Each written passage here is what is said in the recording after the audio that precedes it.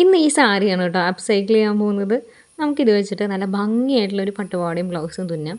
ഇത് എൻ്റെ അനിയത്തിയുടെ സാരിയാണ്. ഈ സാരിയുടെ റണ്ണിങ്ങിൽ ബ്ലൗസും ബ്ലാക്ക് കളറിൽ തന്നെ ബ്ലൗസിൻ്റെ തുണിയായിട്ട് വരുന്ന അങ്ങനെ ഫുള്ളായിട്ടുള്ള സാരിയാണ് കേട്ടോ. ഒരു പ്രാവശ്യമായിട്ട് എടുത്തിട്ടുള്ളൂ. അപ്പോൾ ഞാൻ പാവാടയുടെ താഴത്തേക്ക് ക്രേപ്പിൻ്റെ ലൈനിങ് എടുത്തിട്ടുണ്ട്.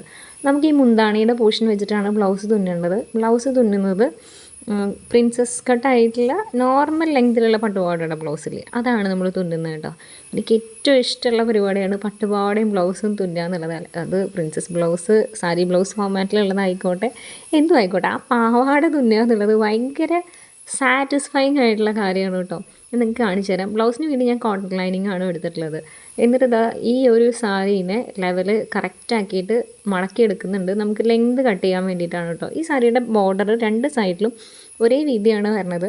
അതുകൊണ്ട് ഇത് ധാവണിക്കായിട്ട് യൂസ് ചെയ്യാൻ ഇഷ്ടമുണ്ടെന്നുണ്ടെങ്കിൽ ആ ഒരു ഹൈറ്റുള്ള ബോർഡറിനെ രണ്ടായിട്ട് സ്പ്ലിറ്റ് ചെയ്തിട്ട് തന്നെ നമുക്ക് ധാവണിയുടെ അതിലേക്ക് വെച്ച് അടിച്ചെടുക്കാനൊക്കെ പറ്റും കേട്ടോ. ഇതിപ്പോൾ അങ്ങനെയൊന്നും ചെയ്യണില്ല. അവൾക്ക് പട്ടുപാവാടയും ബ്ലൗസുമായിട്ടാണ് വേണ്ടത്. അപ്പോൾ ഞാൻ ഒരു തവണ അയൺ ചെയ്തതിന് ശേഷം സെക്കൻഡ് ടൈം ഞാൻ അതിന് സ്റ്റീം കൊടുക്കുകയാണ് കേട്ടോ. എൻ്റെ ഗ്രാവിറ്റി ഫീഡ് സ്റ്റീം അയൺ വെച്ചിട്ടാണ് ആ സ്റ്റീം കൊടുക്കുന്നത്. ഈ ഒരു അയൺ ബോക്സിൻ്റെ ഏറ്റവും വലിയ ഗുണമാണ് കേട്ടോ ഈ പട്ടുപാവാടയുടെ ഇത്രയും ഭംഗിയുള്ള പ്ലീറ്റ്സ്. ഞാനത് എല്ലാവർക്കും റെക്കമെൻഡ് ചെയ്യും. നിങ്ങൾ കുറച്ചും കൂടി ഒന്ന് പ്രൊഫഷണൽ ആവാൻ ആഗ്രഹിക്കുന്നുണ്ടെങ്കിൽ ഈ ഒരു അയൺ ബോക്സിൽ ഇൻവെസ്റ്റ് ചെയ്യുക. ഈ ബ്രാൻഡ് തന്നെ വേണമെന്നൊന്നുമില്ല. ഇതൊരു ക്യൂടെക്സ് എന്ന് പറഞ്ഞിട്ടുള്ള ഒരു ബ്രാൻഡാണ്.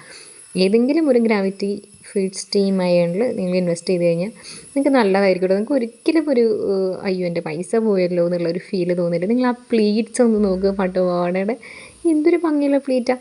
ഞാൻ 1/2 ഇഞ്ചിൻ്റെ പ്ലീറ്റാണ് എടുത്തിട്ടുള്ളത് കേട്ടോ. ഈ പാവാടയുടെ തുണി മൊത്തത്തിൽ 5 മീറ്റർ തുണിയാണ്. ഞാനിങ്ങനെ അത് കാണിക്കാം കേട്ടോ. എന്ത് രസമാണ് അറിയുമോ അത്. അതായത് കണ്ടോ, ഇതിപ്പോൾ ഞാൻ ജസ്റ്റ് പ്ലീറ്റ് പിടിച്ചിട്ട് അയൺ ചെയ്ത് വെച്ചിട്ടേ ഉള്ളൂ. പാവാട കംപ്ലീറ്റ് ചെയ്തിട്ടില്ല.